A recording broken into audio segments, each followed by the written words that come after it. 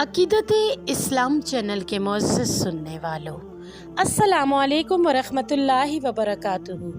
नाज़रीन इकराम, आज की हदीस पाक मुसलमान की पर्दा पोशी के हवाले से है। हज़रत अबू हुरैरा रज़ी अल्लाह ताला अन्हु से रिवायत है कि रसूलुल्लाह सल्लल्लाहु अलैहि वसल्लम ने फरमाया, जो आदमी किसी मुसलमान से कोई दुनियाई तकलीफ़ दूर करे, अल्लाह ताला इससे क़यामत के दिन इसकी तकलीफ़ों में से एक तकलीफ़ दूर करेंगे। और जो किसी तंगदस्त पर दुनिया में आसानी और सहूलत करेगा, अल्लाह ताला इस पर दुनिया और आखिरत में आसानी करेंगे।